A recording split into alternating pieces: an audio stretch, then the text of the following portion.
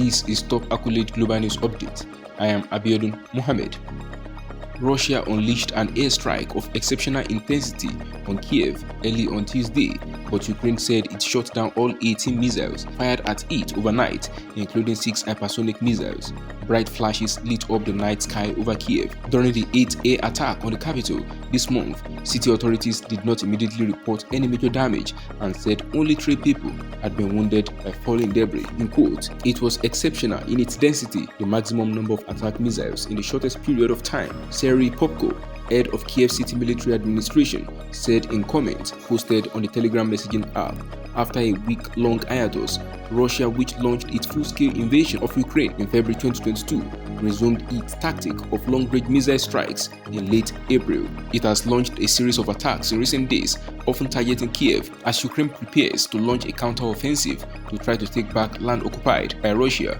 Early on Tuesday, air raid sirens blared across nearly all of Ukraine and were heard over Kiev and its region for more than 3 hours. The Ukrainian military said all 18 missiles, 6 Iranian Shahed drones and 3 reconnaissance drones fired at Ukraine by Russia overnight were shot down, though it did not make clear how many were launched at the capital.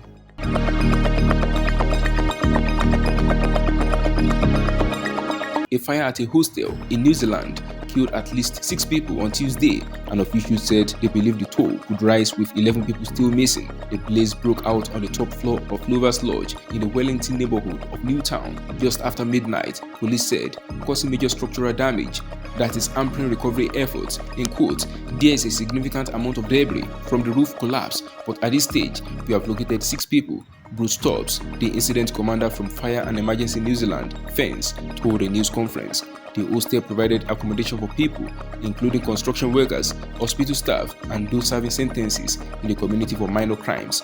Loafers Lodge resident Tala Sili said he saw smoke coming under his door and opened it to find the hallway full of smoke. He decided to jump out the window onto a roof 2 floors below. Investigations into what caused the fire are underway, according to Fire and Emergency New Zealand, FENS.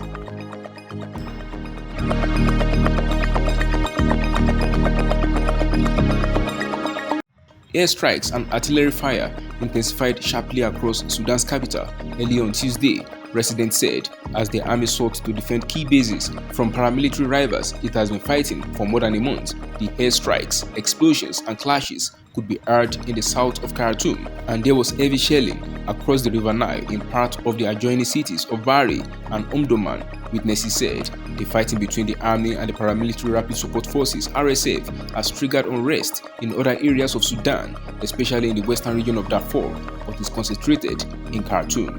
It has caused a humanitarian crisis that threatens to destabilize the region, displacing more than 700,000 people inside Sudan and forcing about 200,000 to flee into neighboring countries.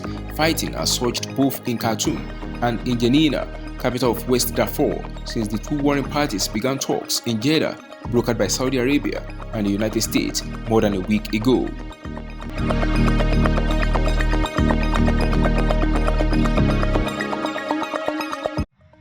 Palestinian President Mahmoud Abbas has urged the United Nations to suspend Israel's membership in the world body unless it ends its aggression against Palestinians and implements UN resolutions establishing separate Israeli and Palestinian states, as well as the return of Palestinian refugees.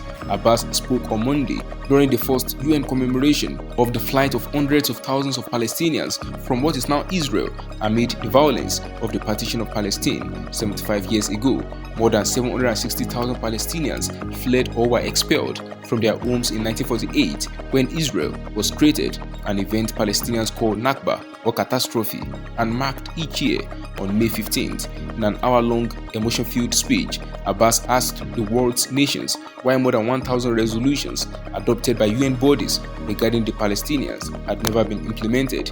He held up a letter from Israel's Foreign Minister Moshe Sharett after resolutions were adopted in 1947 and 1948, promising to implement them, and said, in quote, "Either they do respect these obligations or they stop becoming a member." Abbas accused Israel of having never fulfilled its obligations and a prerequisite for its membership of the United Nations.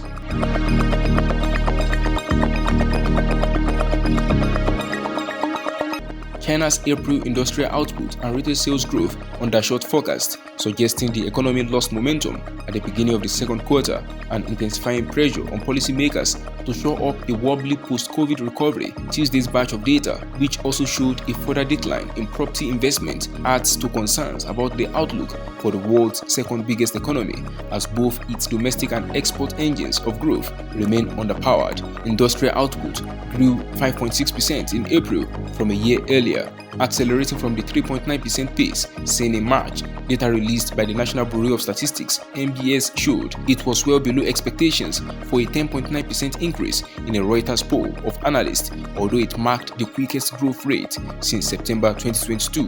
Retail sales, a gauge of consumption, jumped 18.4%, up sharply from a 10.6% increase in March for their fastest increase since March 2021. Analysts had expected 21% growth. The year-on-year figures were heavily skewed by contractions last April when the financial hub of Shanghai and other major cities were under stringent antivirus lockdowns and curbs, which severely impacted growth in the Asian giant in 2022. That is the size of top accolade global news update. You can follow us on our social media platforms as displayed on your screen. Happy Tuesday!